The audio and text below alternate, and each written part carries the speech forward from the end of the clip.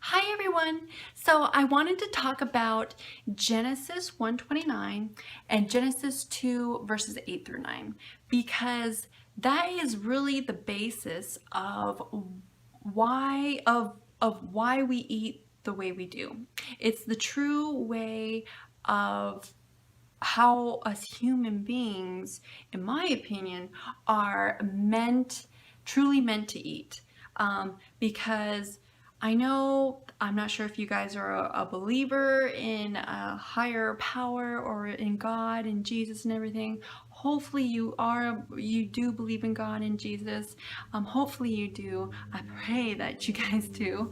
But I do know that is the one thing that really saved me from my personal health problems. And it's amazing how straightforward and clear it is, because Genesis 1:29 is where God tells us. It's like on the very first page of the Bible. It's so simple. It's right there. It's where God tells us He's given us every green plant and every fruit with seed in it. It will be ours for food.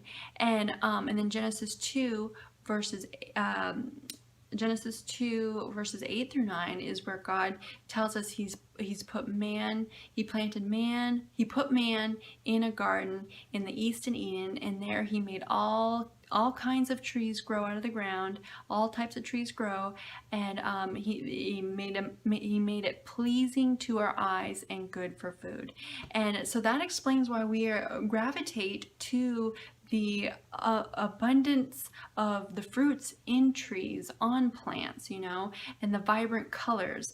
It just naturally happens. And that, I believe, is no coinkydink. It ain't no coinkydink, because that's the way God created us. He created us where that's where that desire and that connection occurs, is because that's the way God created us, and if God creates us, of course he's such a loving God. God is so loving, and he loves us so much. It's incomprehensible, really. And he cares so much for us, for our health. And of course, he's going to tell us what we need to take care of ourselves and how to take care of ourselves too.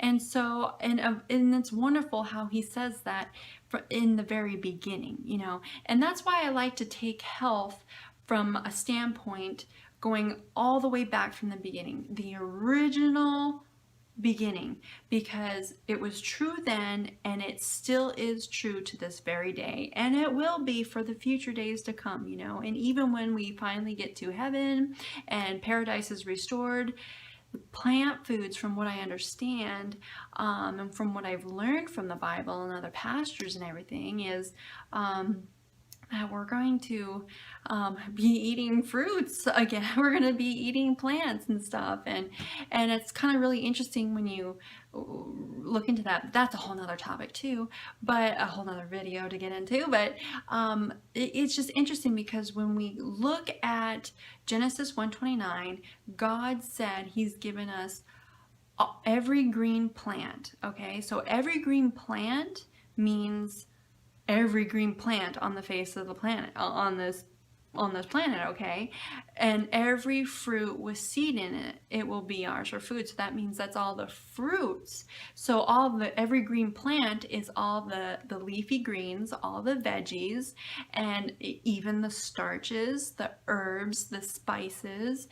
So that's one debate I think a lot of, in this health movement, and it gets pretty testy, with some people, is the debate between starches and raw fruits and vegetables, and but I completely understand that, both sides. I understand both sides, and but when you take it back to the very beginning, that you're not going to be condemned if you consume starches and cooked plant foods and stuff like that, or the plant foods that kind of require cooking, because God gave us every green plant, and of course, again, I'm thinking of ginger and onions, and then I mentioned herbs and spices and stuff too, but you know what, because those are all plant foods.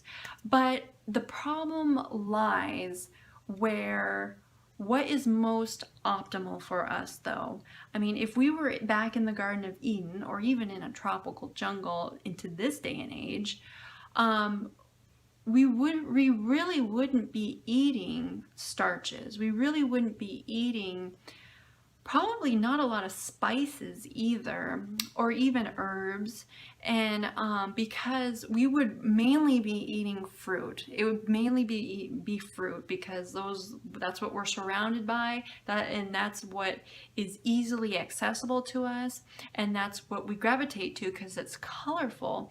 And when the fruit is ripe, it literally falls from the tree, and it literally breaks open itself, and it's so easy for us to eat, and it's of course perfect for our digestion. All you raw foodies know this. All you raw foodies already know this. But like, I think we wouldn't even know that starches exist. We wouldn't even know that potatoes, yams, sweet potatoes, or even ginger, or maybe even onions, we wouldn't even know or that they would exist because they're under the ground, because they're under the ground. So you wouldn't even know they're there because we're walking on the ground, we're hiking or moving around all the times. And so what's at our eye level, and we're kind of always looking up and enjoying our surroundings, and that's where all the fruit is at. That's where the fruit is at our eye level, in our eye perspective, viewpoint of our world or the space that we're in. So we always see fruit. And I think if you were just in a general jungle, where there's abundance of fruits, and if potatoes were there, you wouldn't even know that they were there because they're under the ground. You're walking on the ground, so you wouldn't even know potatoes and yams are there, because that's how potatoes and yams grow, is under the ground.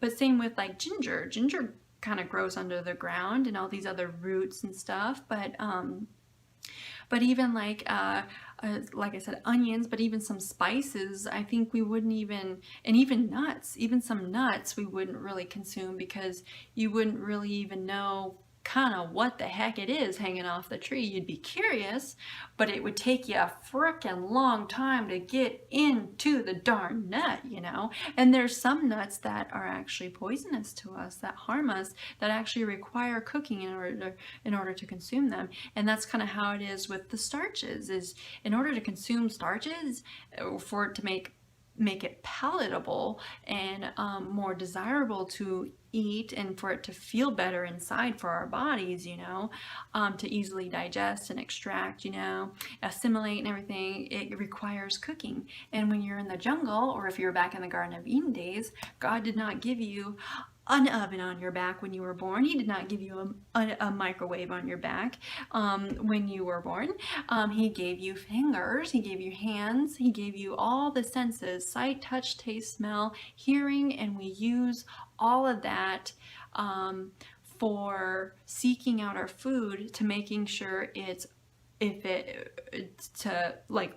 figuring it out and then experiencing it, to see if it's actually good or not, And of course, I think there's a problem that lies in today's day and age, because we're in a sinful state, we're in the sinful world. It's not a perfect world or anything. And so that's kind of the reason why not all plant foods are edible.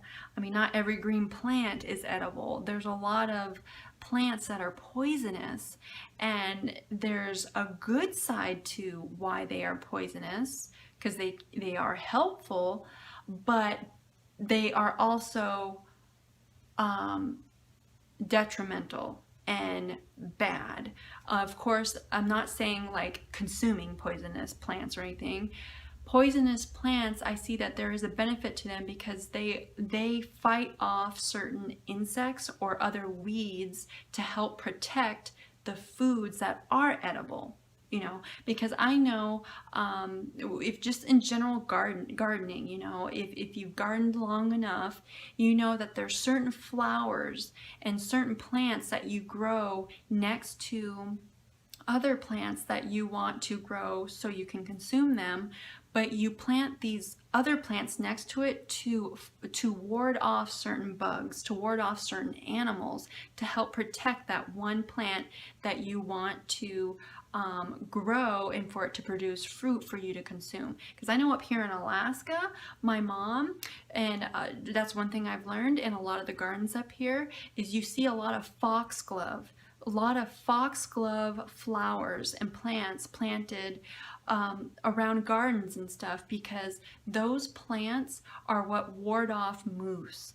Those are the plants that moose hate. So you can plant it around your garden, and so when the moose come over after you spent so long the short summer, but I mean you spent a good chunk of energy and time on planting, and you want to go to harvest, usually that's the time the moose come, and then they can just eat your entire garden. But if you plant foxglove flowers, they will stay away. It'll keep them away, and it protects the food that you want to eat. So there is a benefit to poisonous plants on this planet, but it's also very detrimental. So of course, don't eat poisonous plants, because we know that because some plants can kill us. It can kill us.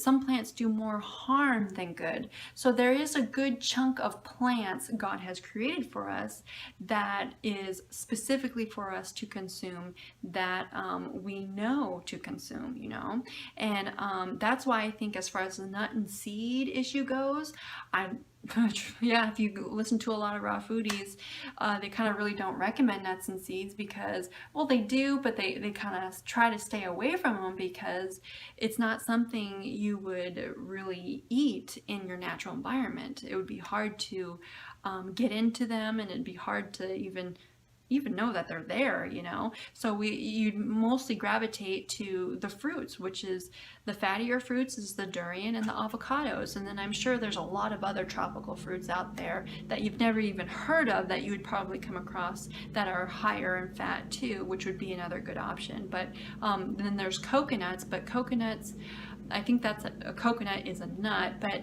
it would take quite a while to get into a coconut, I think. But mainly you would have the avocados and durian, and that's best on digestion too. It's better on the body as far as the fat issue goes aspect, It's much better than nuts and seeds, really, if you think about it. But I just thought I would mention that, or kind of talk about it, because I know it can be a touchy issue, a touchy subject when it comes to spiritual things, but I know for me, I do classify myself as a Christian, and so I am a Christian low-fat raw vegan, and because a lot of people are shocked when they hear that, and so I'm like, well, I don't think it's shocking, but I mean, I am a believer in God, in Jesus, most definitely. I view it as a relationship, not a religion. It's most definitely not a religion. It's more of a relationship, and